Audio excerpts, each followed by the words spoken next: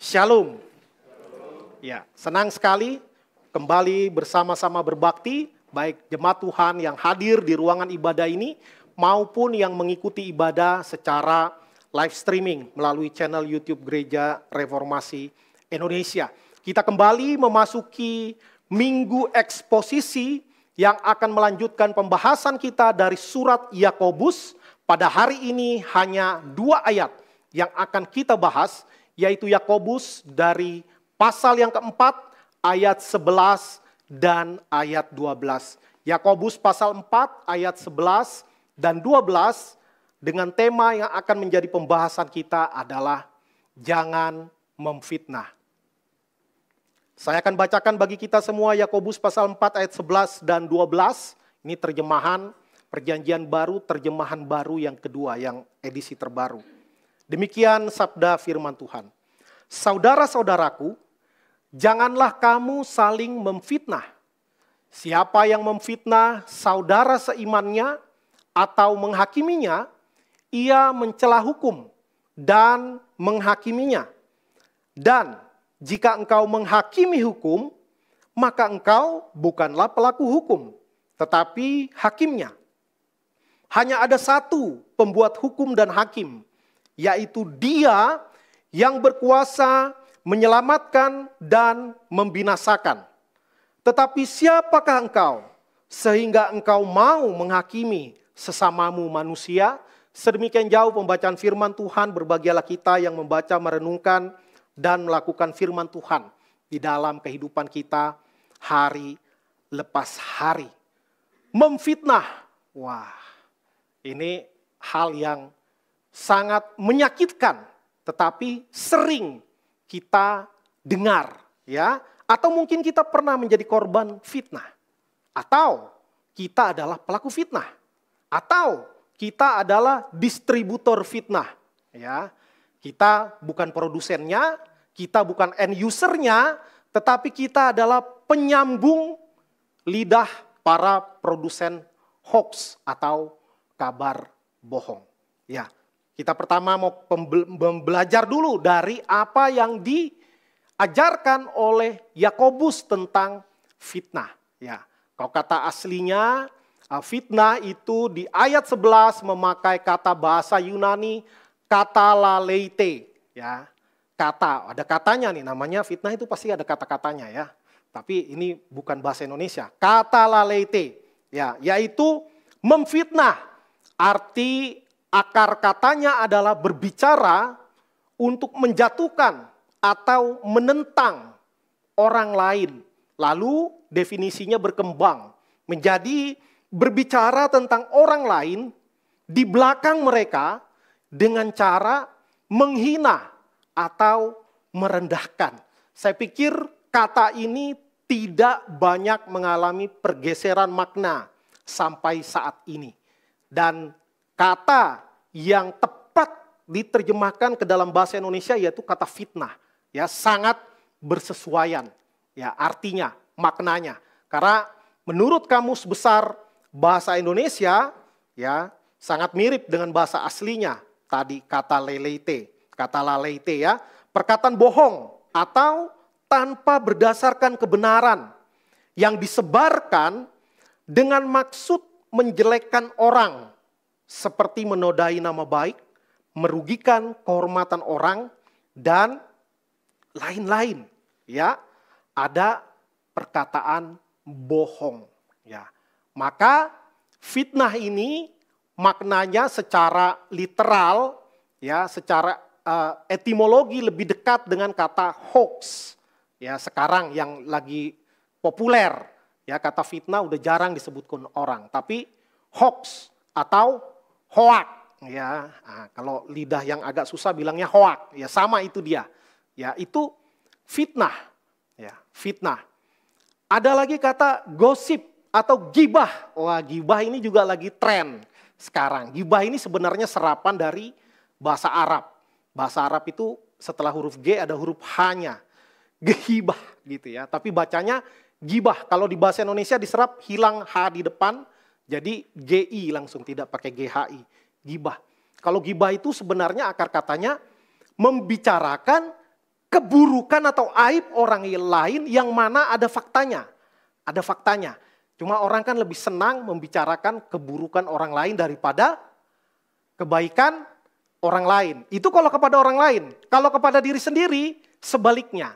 Kita senang membicarakan kebaikan kita, apa yang telah kita kerjakan, pelayanan kita, pokoknya yang bagus-bagus. Ya, yang tidak bagusnya disembunyikan jauh-jauh, dalam-dalam. Atau kalaupun ada orang yang tahu kelemahan dan kekurangan kita, kita bilang, jangan kasih tahu siapa-siapa. Ya, itu gibah. Ya, kalau gosip mengalami pergeseran makna yang semakin lama semakin luas. Gosip, ya orang bilang makin digosok makin sip. Ya, tapi gosip nggak selalu negatif. Kadang-kadang ada positif juga. Kadang-kadang hanya for fun. Misalnya pemain bola, oh rumor si itu mau pindah ke klub ini. Padahal nggak tahu. Bisa iya, bisa tidak. Bisa negatif, bisa positif. Ya, tapi kalau gibah itu negatif. Hoax juga sebenarnya akhirnya setelah mengalami industrialisasi, ya sekarang hoax mengalami industrialisasi. Panjang benar katanya. Ya, bisa jadi positif, bisa jadi negatif. Tapi didasarkan pada kebohongan.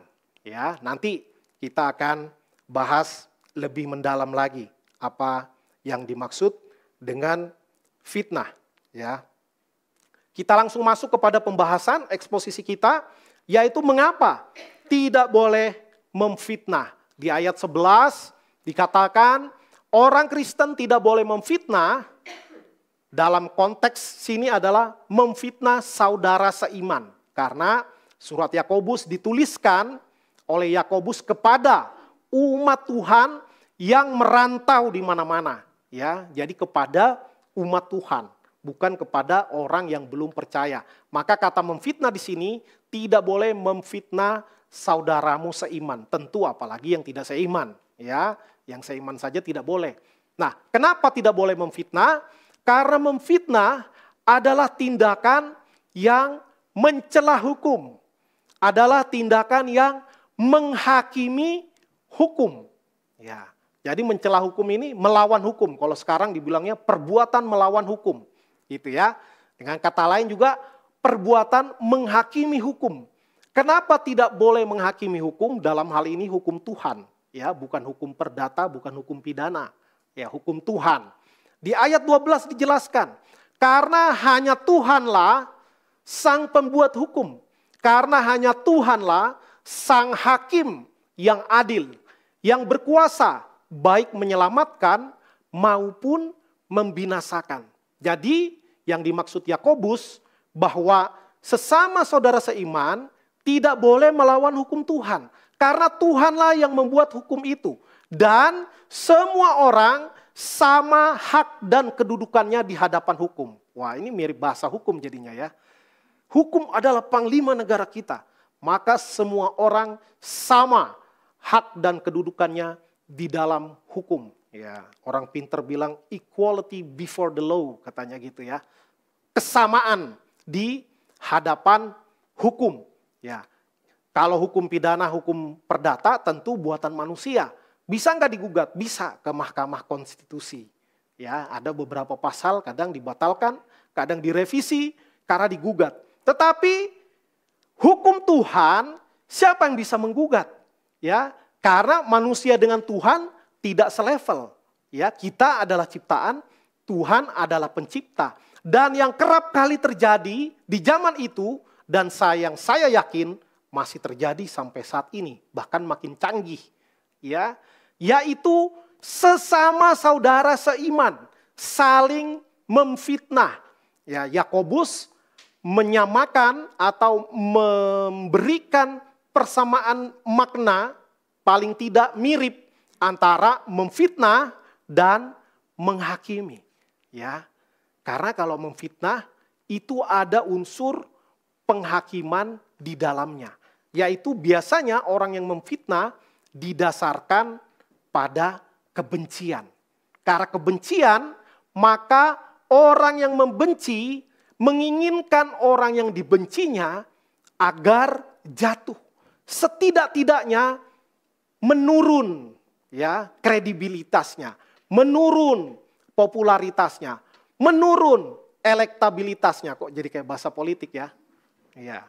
Pokoknya serangan terus dilancarkan dengan harapan kalau susah untuk menaikkan rating diri sendiri, setidaknya bisa menurunkan rating orang supaya kita kelihatan tinggi. Ya, padahal kita nggak tambah tinggi, kita mau merendahkan orang supaya kita kelihatan tinggi. Nah, Yakobus mau menjelaskan bahwa saudara dan saya itu sama, kita semua selevel, kita dihakimi oleh hukum Tuhan. Jadi kita tidak berhak menghakimi orang lain. Ya, karena nanti saya singgung di ujung, saya bilang kita sama-sama terdakwa. Jadi nggak boleh menghakimi. Yang boleh menghakimi ya hakim. Hakim yang adil, hakim dalam hukum Tuhan adalah Tuhan sendiri. Saudara dan saya sesama terdakwa. Sesama terdakwa dilarang saling mendahului dalam menghakimi. Ya, nah ini sebuah pepatah yang sangat populer. Fitnah lebih kejam daripada pembunuhan. Ya, padahal korban fitnah masih hidup ya. Kalau korban pembunuhan udah selesai. Ya. Lalu kenapa fitnah dikatakan lebih kejam daripada pembunuhan? Karena fitnah itu bisa menyebabkan sakit yang berkepanjangan. Ya, rasanya mau mati tapi masih hidup. Mau bunuh diri takut masuk neraka. Ya, ada yang namanya pembunuhan karakter, character assassination. Ya, sehingga membuat orang itu akhirnya menerima fitnah itu sebagai kebenaran. Dan bahkan dia jadi terkungkung. Sehingga dia tidak bisa berkembang, dia tidak bisa mencapai potensi maksimal dari dirinya. Karena apa? Karena fitnah yang terus-menerus menghunjam. Ya, kalau orang dibunuh, mungkin dia tetap populer. Misalnya pahlawan negara. Ya, atau siapa katakanlah para nabi, para martir. Mereka terbunuh, mati. Tapi namanya tetap harum dan sakitnya sebentar. Tapi kalau difitnah, apalagi difitnah secara konsisten, wah, itu maka sangat menyakitkan. Ya, kalau bukan karena anugerah Tuhan, sulit untuk mengampuni, apalagi melupakan, hampir tidak mungkin. Ya, makanya itu yang dikatakan mengapa fitnah lebih kejam daripada pembunuhan. Dia tidak membunuh jiwa, tetapi dia membunuh karakter, bisa membunuh masa depan, bisa memutuskan tali persahabatan, bisa memecahkan keluarga, bisa memecah belah gereja, ya, yang kawan bisa jadi lawan. Ya, itu bahaya fitnah, ya, dan termasuk di dalamnya adalah menghakimi, ya. Seorang pakar propaganda, ya, orang yang tukang propaganda itu namanya propagandis, ya. Kalau perempuan propagadis, ya, bukan propagandis. Pakar propaganda Nazi bernama Paul Joseph Goebbels. Nggak ada kaitannya dengan klan Goebbelsnya Panasonic ya. Ini beda, ya beda, nggak ada hubungannya sama sekali. Paul Joseph Goebbels ini adalah loyalisnya Hitler. Ya, dia mengeluarkan satu frase yang akhirnya begitu populer dan banyak dipakai sampai sekarang. Ya, bahasa Latinnya argentum ad hausem, benar nggak tuh kata-katanya? Atau big lie, atau kebohongan besar. Ya, jadi Goebbels ini mengatakan bahwa kebohongan yang diulang-ulang ya 1000 kali akan menjadi kebenaran. Ya, kebohongan yang diulang 1000 kali akan menjadi kebenaran. Lalu kalimat berikutnya dia buat juga. Kebohongan akan berjalan dengan baik jika yang menyampaikan penuh percaya diri. Ya. Jadi harus pede. Entah itu benar, entah itu bohong. Yang penting PD-nya dulu. Ya, maka Goebbels pada waktu itu zaman Perang Dunia Kedua berhasil membangkitkan kebencian kepada kaum Yahudi di seluruh dunia, ya, yang dibilang antisemitisme, ya. Benci kepada orang Yahudi dan di sisi lain mau menaikkan kaum bangsanya sendiri, ya, kaum Arya kalau tidak salah namanya, bahwa kita ras terbaik di bumi ini, yang harus disingkirkan adalah orang-orang Yahudi. Dan menurut sejarah ada sekitar 6 juta orang Yahudi yang menjadi korban keganasan dari Nazi ini. Ya, karena apa? Karena kebencian itu terus dikobarkan. Dan ketika terus diulang-ulang, mereka menguasai semua media, terutama pada saat itu media cetak. Ya, terus menggaungkan kebencian dengan statement-statement yang diucapkan dengan yakin. Goebbels ini juga seorang orator ulung. Ya, maka banyak yang percaya, maka banyak orang yang dengan sukarela, orang-orang Jerman ikut serta di dalam pembunuhan bangsa keturunan Yahudi. Ya, dan ini pula yang banyak dipakai, ya, termasuk yang menyedihkan itu padahal terjadi udah lebih daripada setengah abad yang lalu, tapi masih dipakai ilmunya sampai sekarang, ya. Bukankah di bangsa ini apalagi tiap mau ada pilkada, pilpres, ya, selalu isu yang sama akan diulang-ulang, ya. PKI bangkit kembali, bahaya laten komunisme katanya. Pada negara-negara komunis sudah hancur-hancuran, komunis sudah jadi kapitalis, Tiongkok, ya. Tapi selalu diulang-ulang menyebarkan fitnah atau setengah kebenaran, ya. Untuk apa? Untuk kepentingan politik. Kalau dia yang menjadi pemimpin, komunis akan menguasai bangsa ini. Misalnya. Karena apa? Karena calon yang itu keturunan PKI misalnya. Ya, padahal belum ada uji tes DNA atau apa, tidak ada dasar yang jelas. Hanya mencoba menyebarkan fitnah demi kepentingan elektoral. Ya. Mungkin kita tanpa sadar pernah juga melakukannya di gereja. Ya. Hati-hati itu, jangan dikasih pelayanan. Ya, dia orang berdosa. Wah, padahal yang ngomong 11-12 misalnya. Ya, misalnya tentu saya tidak mengatakan di tempat ini. Ya, saya belum tahu atau belum menemukan dengan mata kepala sendiri ada fitnah memfitnah di dalam gereja. Jangan sampai, ya. Jadi kalau kebohongan itu terus diulang-ulang, orang bisa berpikir bahwa itu benar, ya. Orang bisa berpikir bahwa itu benar, itu bahaya. Dan seringkali tadi yang saya ucapkan, kita bukan produsennya, tapi kita distributornya. Apalagi kita distributornya grosiran, kita nyebarkannya cepat sekali, ya, kepada end usernya, kepada para penggunanya. Ya, misalnya akhirnya orang termakan gara-gara kita ikut menyebarkan fitnah.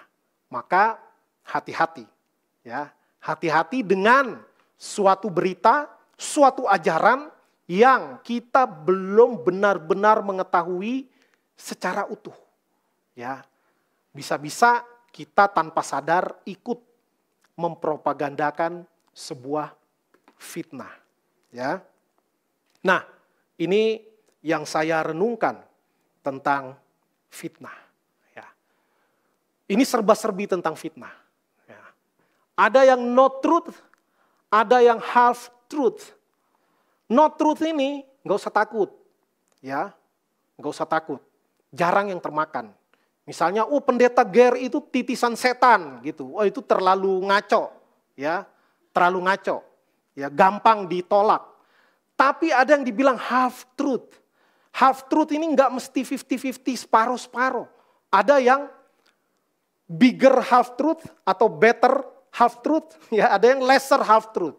Katakanlah, saya katakan separuh biar gampang diingatnya. Tapi bisa 90% benar, 10% bohong. Wah, ini yang lebih bahaya. Ya, minggu lalu di minggu seminar, Saya katakan, kesesatan yang paling membahayakan adalah kesesatan yang banyak kebenaran di dalamnya. Hanya ada bumbu kecil-kecil yang ngaco-ngaco. Maka akan sangat sulit dideteksi bahwa dia sesat. Ya. Maka fitnah yang keren itu, wow keren ya. Yang cerdas lah ya, yang pakai kecerdasan dalam kejahatan, itu biasanya tidak 100% bohong. Tapi ada kebenaran. Biasanya nih, ya, yang populer sekarang, foto, ya, dari foto lalu di framing. Di framing menurut kemauan dia mau supaya ditangkap oleh orang umum itu seperti apa. Ya, seperti di gambar ini. Di gambar itu adalah orang yang di belakang itu mau nusuk orang yang di depan. Ya. Tetapi karena yang meng-capture atau mengambil video atau memfoto hanya sebagian yang diambil, maka gambarnya yang di layar itu kelihatannya terbalik. Ya, yang mau ditusuk itulah seperti yang sedang mau menusuk orang yang di belakangnya. Ya. Jadi ini sudut pandang. Dari satu kejadian, orang bisa mengambil sudut pandang atau mengurangi ya gambaran yang lebih luas untuk apa? Untuk mendapatkan dukungan dari propaganda yang ingin dia ciptakan. Ya, propaganda yang ingin dia ciptakan. Wah, itu yang paling bahaya. Dan itu sekarang sangat ramai. Saya ingat Pilpres yang lalu 2014-2019. Waduh, ya. Bisa dua calon sama-sama menang. Menurut ilmu ilmiah, quick count, ya.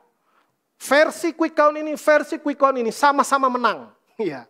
Nggak mungkin dua-duanya menang, ya. Itu bukan paradoks, itu pasti yang satu ngaco, ya. Dan terbukti nggak dua-duanya menang, ya pasti satu kalah. Artinya apa? Ada yang membuat fakta tiruan sedemikian rupa untuk keuntungan atau kepentingannya pribadi. Ya, itu terjadi. Ya, itu terjadi. Lalu itu soal isinya. Lalu intensinya, ada yang disengaja, ada yang tidak disengaja. Ya, yang disengaja tentu produsennya itu sengaja. Yang menciptakan atau mengarang suatu fitnah, ya, itu pasti sengaja, tidak mungkin nggak sengaja. Tapi banyak korban, ya, orang-orang lain, ya kalau di perpolitikan grassroots-nya, ya orang yang paling bawah itu banyak yang termakan oleh fitnah, lalu dengan sukarela menyebarkannya, ya. Bukankah misalkan kelompok-kelompok radikal, ya, dia nggak akan nonton tuh berita-berita talk show yang mencerdaskan. Tidak, mereka memilih konten-konten yang terus akan menjaga mereka agar tetap radikal, misalnya. Ya. Seperti itu. Ya, itu mereka mungkin seperti sengaja padahal mereka tidak sengaja. Mereka sedang dipasangkan kacamata kuda sehingga mereka tidak melihat kebenaran yang begitu luas. Ya. Tetapi tentu yang di hulunya produsennya itu pasti sengaja. Ya. Maka hati-hati, ya, hati-hati. Jangan sampai kita menjadi penyebar fitnah. Ada undang-undang ITE juga sekarang. Ya, kalau hal-hal yang kayaknya bombastis bisa mempengaruhi jalannya peradaban bangsa ini, waduh, jangan cepat-cepat share. Kadang kita mau lomba-lomba duluan share ke grup-grup WA supaya kita dianggap ter-up to date. Ya, kan gitu kan? Ada ini baca judul nggak baca isi semua, ada tagline berita, nggak baca, langsung share ke semua medsos kita, ke akun medsos kita. Ya, karena ada keinginan supaya aku yang paling tahu duluan. Ya, yang lain itu saya yang kasih tahu. Iya kalau benar. Ya, kalau hoax bahaya, bisa kena ciduk kita, kena undang-undang ITE. Lalu frekuensi, ya tentu ini waktu sekolah dulu ada pelajaran bahasa Inggris ya. Ada always 100%, selalu. Usually, biasanya, lalu itu tingkatannya lebih rendah, lalu often, sering, lalu sometimes, kadang-kadang, never, tidak pernah. Ya, tadi Paul Goebbels bilang, kebohongan yang diulang 1000 kali akan diterima sebagai kebenaran. Ya. Saya nggak ingat ya, sempat baca tapi udah lupa ceritanya, The Ugly Duckling. Ya. Siapa yang tahu ceritanya di sini? Wah, ada yang tahu. Nah, tolong nanti ceritain lagi ke saya agak lupa. Ada anak bebek yang nggak keren, yang lain warnanya kuning, cantik. Dia sendiri putih-putih, agak rada-rada butak-butak putihnya. Ya, dia dibilang jelek, jelek sendiri, anaknya beda sendiri, ya kan? Anak bebek sama anak angsa mirip kalau masih bayi, iya kan? Lalu dia bilang jelek, maka dia menjadi rendah diri. Saya jelek. Nggak tahu dia, padahal dia bukan klan bebek yang kecil. Dia angsa yang bisa terbang tinggi, tapi nanti, ya, waktu kecil dikatain jelek sama saudara-saudaranya, ya, yang memang beda jenis. Nah, maka kalau sering mendengarkan kata-kata hujatan, makian, fitnahan, hati-hati, ya. Jangan kita menyebarkan, tapi juga jangan terima bulet-bulet, ya. Tentu kita harus terbuka dengan kritikan, bahkan orang yang memaki-maki misalnya, ya. Di satu sisi kita tidak terima, tetapi kita bisa menjadikannya sebagai bahan untuk refleksi, bukan pijet ya, tapi untuk bercermin, ya, untuk bercermin, melihat kalau orang sampai marahin saya, orang sampai mengkritik saya, sampai orang beroposisi kepada saya, mungkin memang ada yang perlu diperbaiki dari diri saya. Tetapi tentu nggak semua kritikan itu harus membuat kita terpengaruh sedemikian rupa. Saya nggak mau ada kritik. Saya harus membuat orang semua terpuaskan, membuat semua orang senang. Nggak mungkin, ya, itu sia-sia. Ya, kita terbuka kepada kritik, masukan. Tetapi nggak mesti semuanya diterima. Tetapi kita latihan untuk objektif. Tentu kita cenderung akan membela diri, kecenderungan manusia. Tetapi kita bisa membuka diri dan memfilter semua arus informasi yang masuk, karena kita belum tahu itu kebenaran atau fitnah. Ya, untuk kemudian dengan bijaksana kita memeriksa diri. Ya, mungkin memang ada yang perlu diperbaiki dan pasti ada. Kita kan tidak sempurna. Ya, lalu signifikansinya, ya, kebanyakan memang fitnah adalah untuk menjatuhkan lawan. Ya, ini dua sisi. Di satu sisi mau menjatuhkan lawan, di satu sisi mau menaikkan diri atau menaikkan kawan.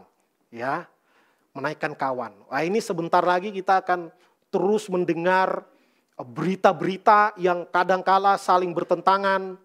Ya, ada yang merasa diundang oleh kerajaan Arab Saudi. Ya, pokoknya beritanya macam-macam.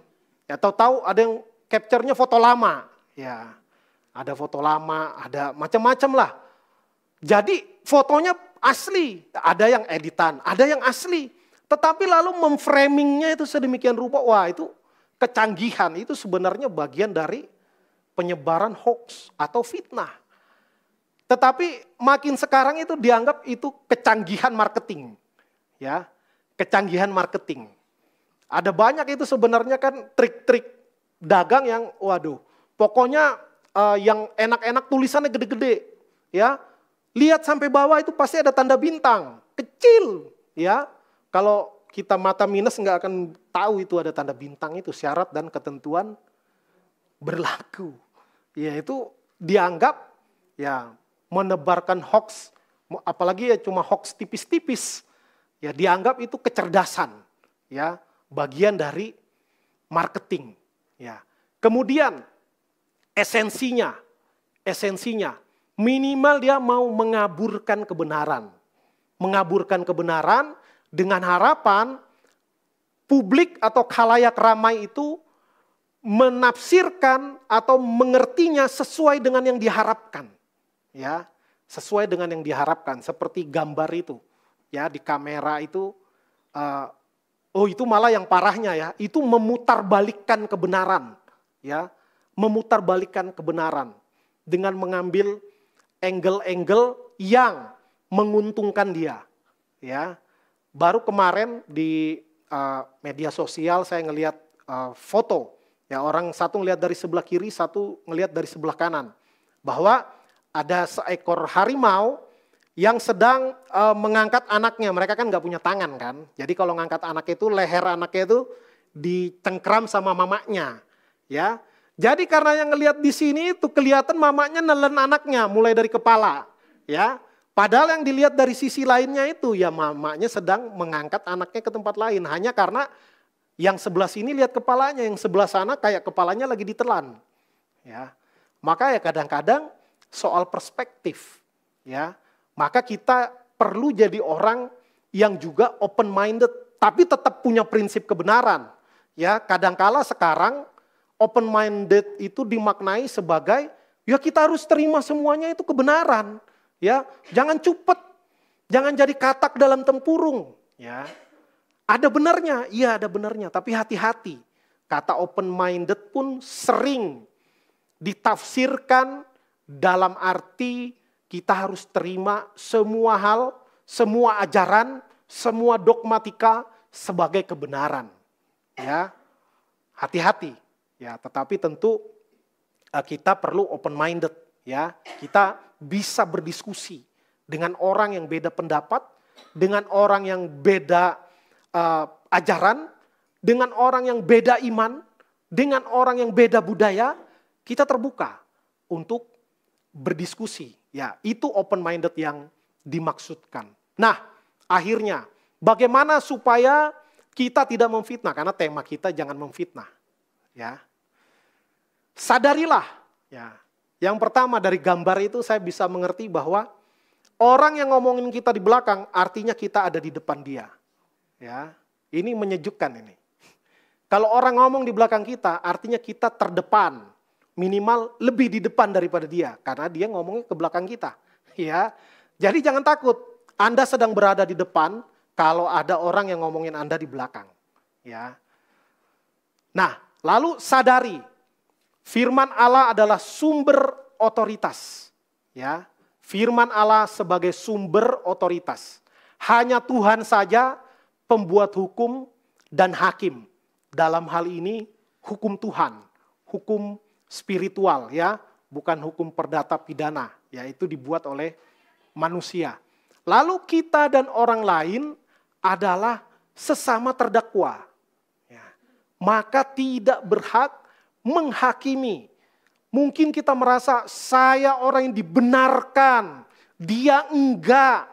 Maka dengan kata lain saya calon penghuni sorga, yang ono calon kayu bakar neraka. Ya, bukan cuma masuk neraka, jadi kayu bakar supaya api neraka makin berkobar-kobar. Itu juga menghakimi. Ya, kita nggak tahu nanti orang itu bertobat. Ya, malah jadi gembala kita nanti.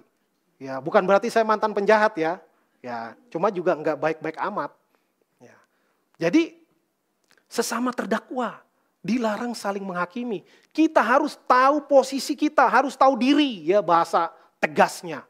Bahwa kita dan orang lain, sesama orang percaya maupun orang yang belum percaya, itu sama-sama akan dihakimi menurut kebenaran firman Tuhan. Menurut Tuhan, Tuhan hakimnya, bukan kita. Ya, Tuhan yang menjadi hakim bagi kita. Dan tentu supaya kita tidak memfitnah, kita butuh mengasihi orang lain sesama saudara seiman maupun semua umat manusia dengan kasih yang tulus. Bagaimana Yakobus menyebut orang-orang percaya di perantauan sebagai saudara seiman. Dia bilang saudara-saudaraku. Ya. Enggak dibilang, hei engkau bawahan-bawahanku.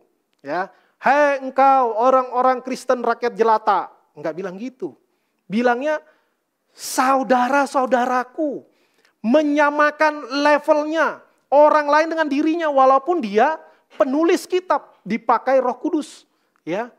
Tetapi dia sadar bahwa dia sama dengan yang lainnya, sama-sama orang-orang yang sebenarnya layak dimurkai Tuhan. Tetapi karena anugerah Tuhan, maka diampuni, diberikan keselamatan, ya. Karena itu mari kita melihat orang lain yang beda pandangan, beda ajaran. Ya, kadang-kala suami istri beda pendapat aja ngototnya minta ampun. Ya, udah kayak mempengaruhi keselamatan aja. Ya, padahal cuman nanti mau makan di mana, nanti anak sekolah mau lanjut kemana. Ya, kadang sampai menghilangkan sukacita secara sementara di rumah. Ya, maka kita perlu mengasihi dengan lebih lagi. Ya, mari kita mengambil kesempatan untuk mengoreksi diri, jangan senang mengoreksi orang. Ya, walaupun orang itu juga akan dikoreksi oleh firman yang sama. Ya, saya sedih, kadang ada jemaat Tuhan kalau dengar khotbah senang banget, ya. Cocok itu sama suami saya, Pak, katanya. Cocok itu sama istri saya, Pak. Ya. Cocok itu sama anak saya, Pak. Cocok untuk orang tua saya. Ya. Yang berargumentasi terus. Tapi jarang kita melihat, waduh, saya tertegur oleh firman Tuhan. Kita lebih semangat kalau itu cocok untuk dia, itu cocok untuk dia. Mari kita lebih melihat apa yang bisa saya pelajari. Apa yang dari firman Tuhan yang mengoreksi bagian-bagian dari diri saya, dari cara pikir saya, dari tutur kata saya, dari cara saya memperlakukan orang lain, mana yang perlu diperbaiki. Ya. Mari kita bersama-sama merendahkan diri di hadapan Tuhan, bahwa kita semua adalah orang-orang yang dihakimi oleh Tuhan, oleh firman Tuhan, dan bukan menghakimi. Maka dengan penuh kesadaran, kita niscaya akan semakin rendah kemungkinan untuk kita menjadi produsen fitnah, ya, pencipta fitnah. Dan juga semakin rendah probabilitas atau kemungkinan untuk kita menjadi distributor fitnah, ya, apalagi distributor tunggal, jangan sampai, ya. Dan juga jangan sampai kita menjadi pengguna atau end user, penerima akhir daripada fitnah. Jangan sampai. Maka harus tahu diri, sadar diri, kasihi orang lain, kasihi saudara seiman, kasihi semua orang. Maka niscaya kita tidak akan memfitnah. Sebagai penutup, katakan kepada orang di samping kita, jangan memfitnah.